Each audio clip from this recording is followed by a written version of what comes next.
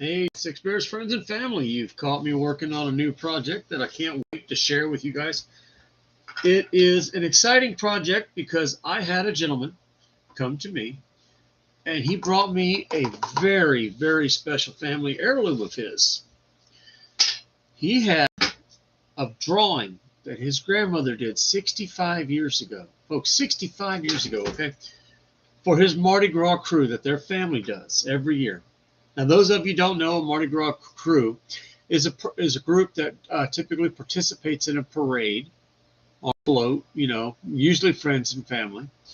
Uh, Now, what they do is I'm going to bring up a picture right now, and I want to share this with you, and I want to show you what he brought up. Now, this was pretty special, but what he wanted was to take this two-dimensional picture drawn 65 years ago and preserve it because the original picture that he had was falling apart. And he wanted to know if there was any way, because he had a picture on his phone. He goes, "Hey, Paul, can we preserve this? Not just as a picture. Can we turn it into something 3D?" So I said, "Look, here, I'm going to share this with you. Now, this is the picture that he brought to me. Look at this. This is what he brought to me.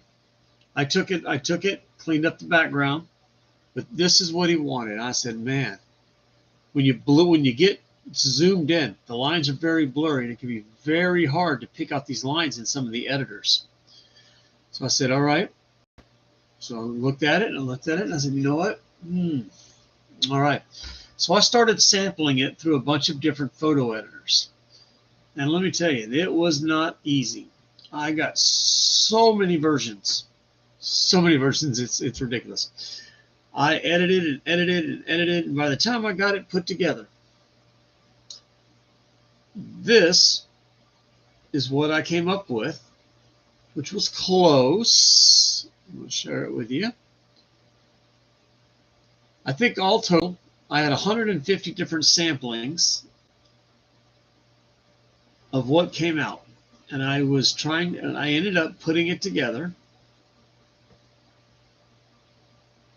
I edited those samples, took pieces of each sample, the ones that were successful, and then edited them together to create a good statue for him. To do that was, that was a lot of work, of course, because by the time you get done, you've got hundreds and hundreds of pictures, and you've got to cut. The head on this one was bad, but the body on this one was bad. And ultimately, here it is. This is what we ended up with. Bada bing. Pretty good pulled off of that old drawing.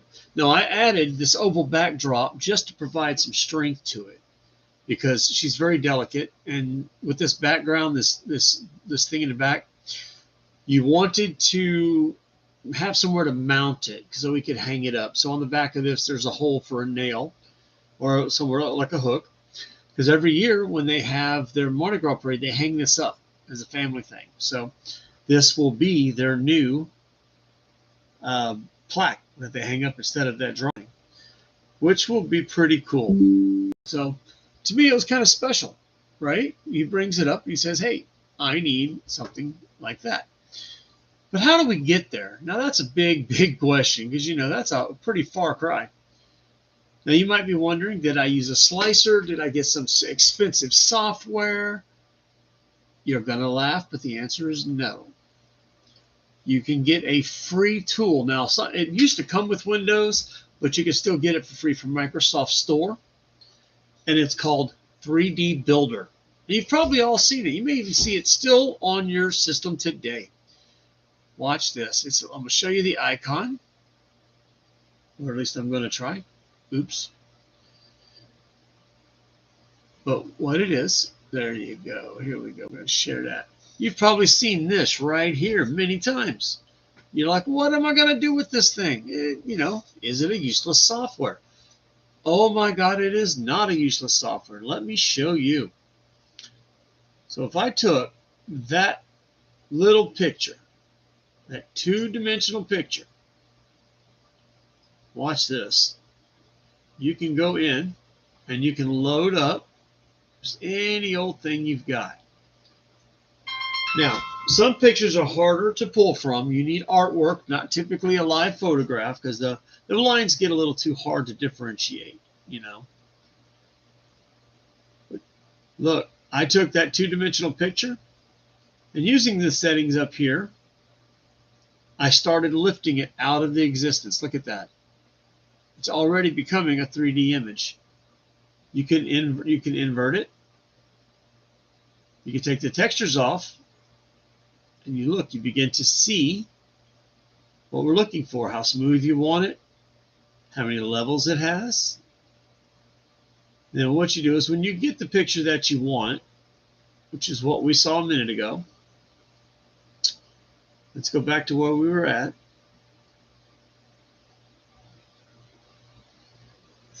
When you get there, hey, you know what? Let's just bring one of these up. Look, there's my logo. It automatically elevates it into a 3D picture. Watch this. If I invert it, boom, look at that. We have a 3D stamp. That's how fast you can do this. You can adjust the levels of it, the detail to it. There's so much you can do with it, how smooth you want it. This is, you probably one of your greatest tools. If you have a picture of, say, a sword from your role-playing game, you can put it in here, edit the picture, and pull it up into a 3D object. Now, from there, look at that. We can take this, put this into a slicer, or into something like, say, Tinkercad. And this becomes a 3D object that we can now manipulate and print and do whatever you want with it. You can put it into Meshy if you're looking for something simple to use. Meshy AI on the internet, great software. Drop it in there and you can manipulate the picture itself. But what you did was go from a flat two-dimensional drawing to a three-dimensional manipulative object. You can now do whatever you want with it. Look at that. Isn't that cool? Yeah, look at that. Boom. Boom. Now it's a stamp. Look at that. This is how I put my logo on my statues and things that I sell. I turned my two-dimensional drawing into a three-dimensional object. It's simple, it's fun, and it's free. Go play with it. Man, you can do a lot of stuff with it. And you can color it with, okay, let's import that image, for instance. If you went in here, into the materials, you can sit here and you can fiddle with it. Look at that, watch this. Boom. I can turn it all kinds of colors. I can play with it. I can change the colors if I want. You can turn it into a realistic looking three-dimensional object so you can get a really good idea of what it's going to look like before you even print it. This system even has a lock on it. It knows where two pieces will intersect. So when you go to move them, it will lock when they meet at the intersect point. So you can take a multi-piece model, and I do this a lot, and I build it in here virtually. Then I can take a picture of it and send it to a client before I ever print it. So they can actually see and improve the design in almost like in VR. I mean, it's really great. So I wanted to share this with you guys because this is one of those free little wonders of the world in 3D printing society that we find out. And we've got to have everybody know it. But a lot of people say they know it, but they've never tried it. So try it. If you don't know about it, go download it and play with it. Now, I've used it for 4 years. It's completely safe. Never had a problem with it. But check out the project. I started painting the background, so I'm just dropping in the paint for the backdrop. So it's not neat and clean yet, but you'll see. Look at this. That was from that 2D picture. Look at that.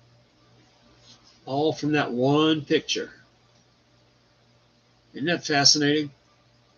So now they will have this to carry on in exactly the same drawing style, and it's going to be in the colors that the grandmother drew.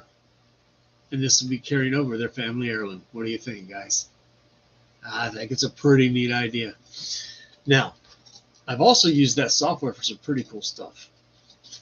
I've taken pictures from video games of animals, weapons, ships, cars, and I've been able to extrapolate it into a 3D object and print it where there was no model before. It saved me a lot of time in modeling. It's pretty cool, actually. So you should try it. It's not a there's no such thing as a perfect software. I mean, let's be real here, guys. Okay, but it is real close to being perfect for free. I mean, we're not. I mean, if any of you are going to argue with free, I don't know what to tell you. I can't help you there. Free is free. So make sure you make sure you never argue with free. Sometimes you get what you pay for. That's true. That's true. You're not wrong. But go play with it. Shoot. It's safe. I've never had a problem with it affecting my system. And let me tell you, my system is picky. I have very tight security. It doesn't set off any alarm bells. So enjoy. Try something new and fun today. I do warn you though, I lost time playing with it. I spent 2 hours one day because I was fiddling with a Batman model that I had created. And I sat there with the paint and I was perfecting how to use the paint side of it. And I did all the little details and the gradients and stuff. And I ended up with a very realistic looking Batman model. And you can save it. You can save the paint stuff. So it's really cool. So you don't have to lose what you've done. And I ended up with that thing as a piece by itself. I was like, geez, I'm not deleting this. So the customer it was for actually wanted that print too. So he bought the digital print that I did and the actual model, which was pretty neat. It was the 1989 Batman, Michael Keaton. Well, the only real Batman for a long time. Yes, I'm saying that because, geez, the rest of them. I mean, look, when they put nipples on the bat armor, they killed it. Okay, let's be honest here. Oof. They slaughtered Batman when they put nipples on his armor. In case you're wondering, no, I'm not being very neat right now. I mean, it is. I just realized that there's a lot of light hitting it. And it's maybe overpowering on you guys. Maybe a little bit. Yeah. Anyway, so I'm not doing it precisely neat because this is just a backdrop, Let's see if we maybe turn it down so I have some light. Yes, I generally have a lot of light going in here, so it's not surprising that I may or may not blind you with the lighting I use. Old fart, can't see. I'm in my work clothes today, but what I call my painting clothes, because that way when I get paint on them, I ain't upset about it. That way I can be free to paint and enjoy myself. Don't have to worry about what I got on. I recommend that if you don't already do it, try it.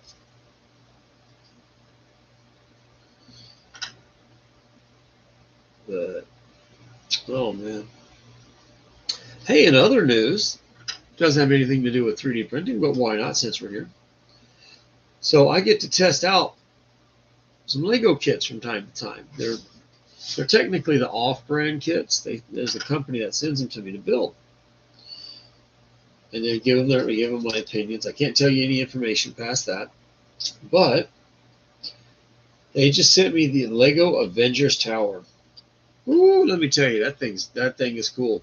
29 minifigs in that silly thing. I spent 2 days building minifigures, guys. Holy crap. Never did I think the minifigs would be more than most kits. They were, though. It was insane. All right. The yellow is done. Gotta let it dry now. Let's brush it out, make it even. Right now, today, I'm using Magic Fly. Now, these are metallic. So they have a pearlescent metallic finish. Since this is a Mardi Gras setup, when it's done, I want it to have kind of a sheen to it. I think it will look very nice. So, always go back. Make sure your paint is even. Make sure that there's no buildup anywhere. when you're doing a large flat surface, it's very easy to cause a buildup in random places. And in light colors, man, it's easy to see where they build up. It's easy to cause these weird, like little bumps, thick spots that people can see. And considering he trusted me with something for his family, I got to make sure it's right. I take that very seriously. I would want somebody to take it seriously if I was doing something like that for my family. So, you may remember the gentleman. He is an ex-Marine. Well, there's no such thing as an ex-Marine. Let's be honest here, right? A Marine is a Marine. That's not a bad thing. But I made beer steins for them for the naval ball. I made a new trophy for him for his mantle. So it's been an adventure in creating. But I'm trying to bring up a picture right now. I forgot, and I need to bring up my color scheme because I closed my picture out by mistake. Yes, I know, old fart, new technology. Sometimes we don't mix.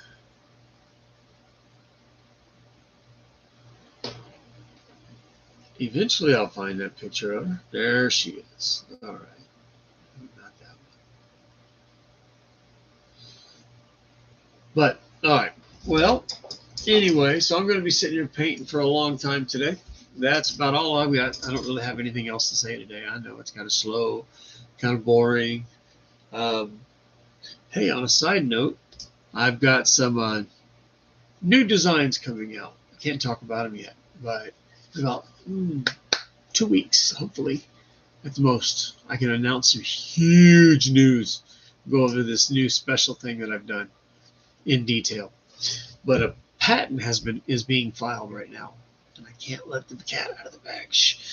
But I'll let you know soon. It's going to be pretty awesome, pretty cool. So y'all take it easy, and I will talk to you later.